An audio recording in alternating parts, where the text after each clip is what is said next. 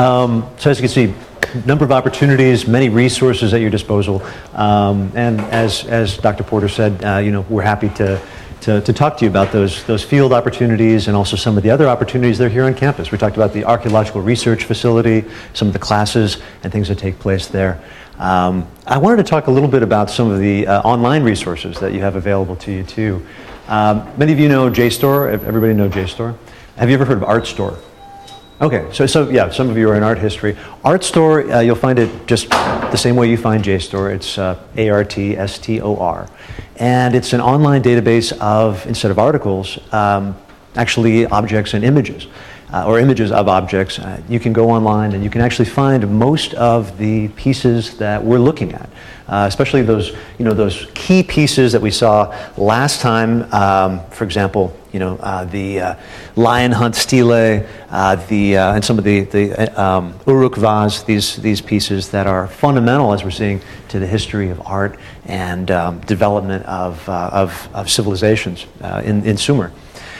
So check that out. Another thing I wanted to mention too is a fantastic book.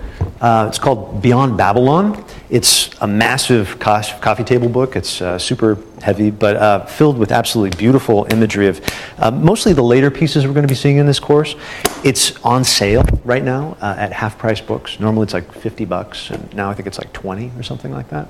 So if you want a heavy coffee table book to impress your friends and intimidate your enemies, I'll put it right here. You guys can check it out. So it's a very neat book. Not my book. I'm not selling any books. I didn't write it, but I can recommend it. Okay, so last time we talked in quite a bit of depth about, we're still in the Uruk period. We're looking at the emergence of writing, the emergence of art, and specifically the way that we see writing and sealing and art as these systems which are meant to contain and then transmit information. Actually, I brought these in today, so I can pass these around. We talked about the emergence of writing in cuneiform. These are examples of cuneiform tablets. They're not real, so if you drop them, don't worry. And these are actually from a little bit later. These are from around 2300 BC. But I wanted to pass these around so you could get a sense of just what it's like to use a cuneiform tablet. Different periods and different times, as we'll see, the sizes change, the languages change, Sumerian to Akkadian and whatnot. And of course, the use with which these are put changes too. So these are 3 different tablets. They're different sizes and different uses. First I'll pass around is actually a medical tablet. So this one would have listed a number of remedies for diseases, things like that.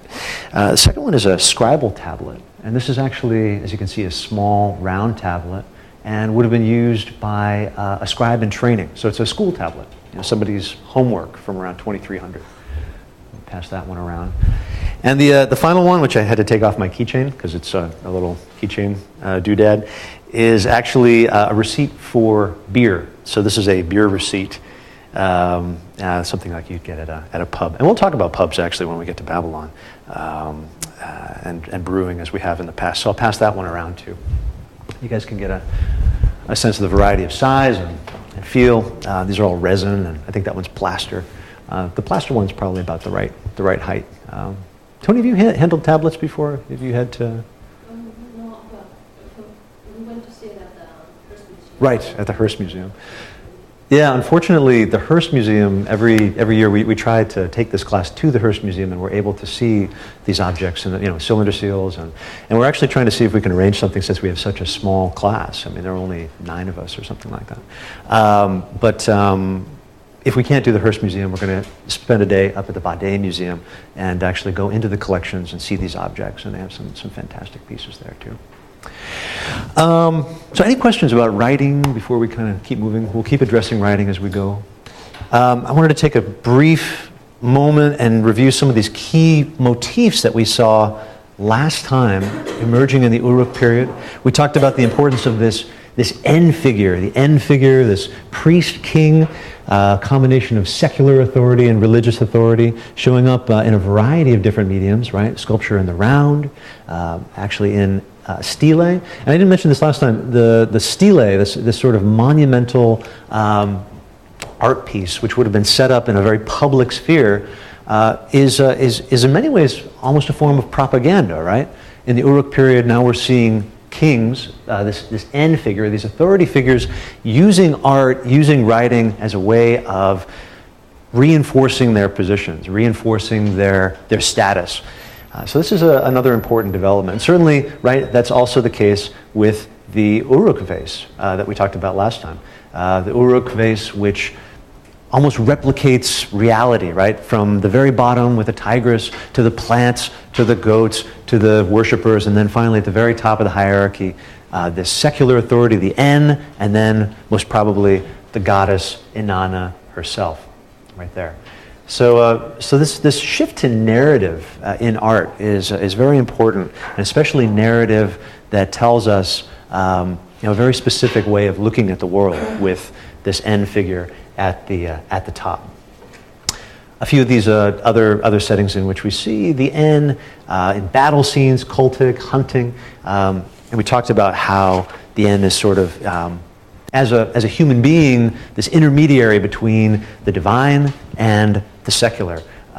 He mitigates and makes this relationship with the gods productive, and part of that is actually keeping the forces of chaos at bay. So he's going to be found killing lions. He's going to be found killing enemies, bringing order, bringing those those aspects of civilization into sharp relief. Let's just keep going here. We saw the nude-belted hero, maybe linked to Enkidu. I'll just go through these quickly since we're a little behind. Symmetry in art, lion attack scenes. Warka vase, which we talked about, and of course the Warka head, which we left off on last time. So just those motifs that emerge in the Uruk period, the N, those attributes of Inanna, rosettes and reed bundles, nude-belted hero, flanking animals, narrative art using registers and ground lines, and the shift to naturalism, a much more natural way of depicting the human form. Still stylized in the case of the Uruk vase, but in sculpture in the round, we're seeing much more naturalistic forms. So we've seen the emergence of the city. We've seen the emergence of the city-state. But now we're seeing something quite different. We're seeing something more. We're seeing Uruk material and artifacts being found over an extremely wide geographic range. Uruk materials being found in Iran, in Syria, in southeastern Anatolia, and even as far as Egypt. And not just items that are being traded, not just small objects that could be passed hand to hand. We're seeing those clay balls and tokens, pictographs in cuneiform, right? Those can be traced by hand, but at the same time, we're seeing Uruk architecture. Those tripartite temples, those niched facades, those inlaid cone facades that scream Uruk IV. So this isn't just trade. This is actually the spread of ideas, possibly also the spread of people. But we might be seeing what in Guillermo Algazi calls the emergence of a world system, or almost a proto-empire. With the establishment of colonies, almost. So this is something that's very different. And just as we saw in the early history of Uruk, how Uruk, and keeping in mind, right, that this area is very resource poor, as we've talked about, with the exception of lots of wheat, lots of materials for making mud brick. We saw how Uruk, in its early history, exploited the periphery around it and became dependent on goods and services coming in, or goods rather, coming into the center. In the same sense, what we're seeing here is a process of asymmetrical exchange and hierarchy in which Uruk is actually importing goods, and specifically luxury goods, fine things such as lapis lazuli, carnelian, some examples here, from incredibly far distances. We talked about how, for example, lapis lazuli only comes from one place. It only comes from the Badakhshan region in northern Afghanistan. And that's about, well, when we look at it here, about 2,000 kilometers away.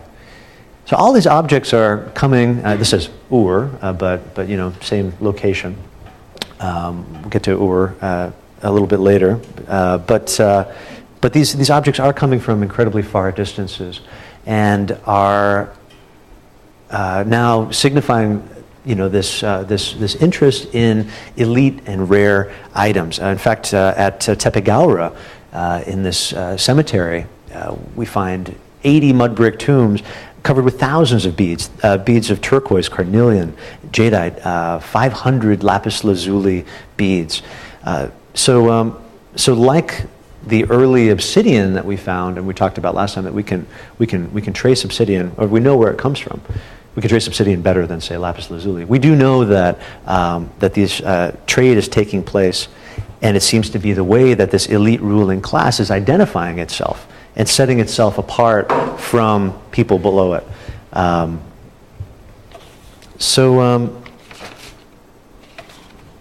Al-Ghazi divides this new sort of informal empire into three different types of sites.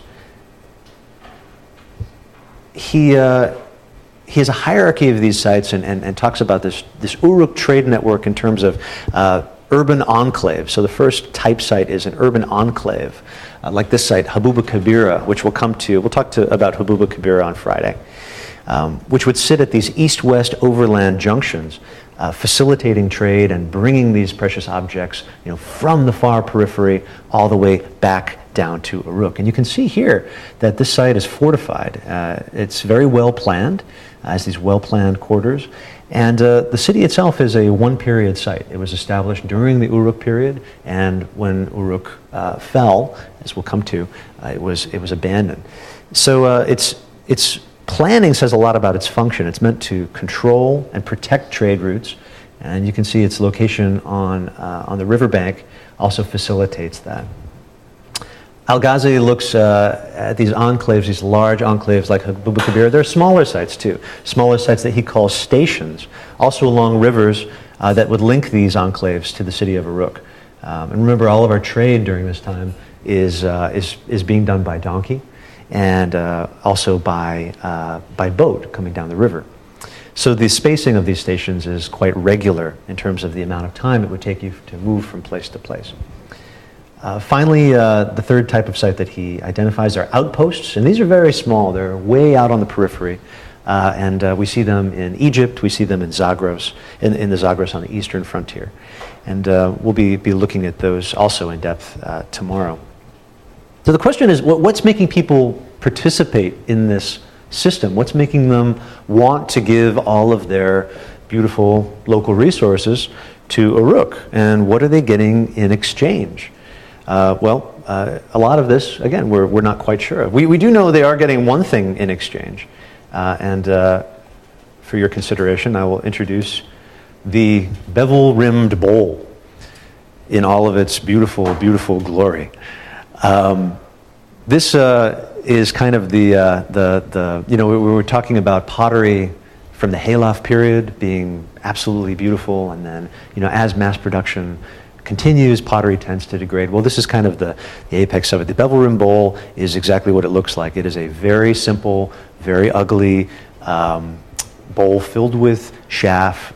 It's very gritty, and in fact, probably would have been made in a mold. You would have just taken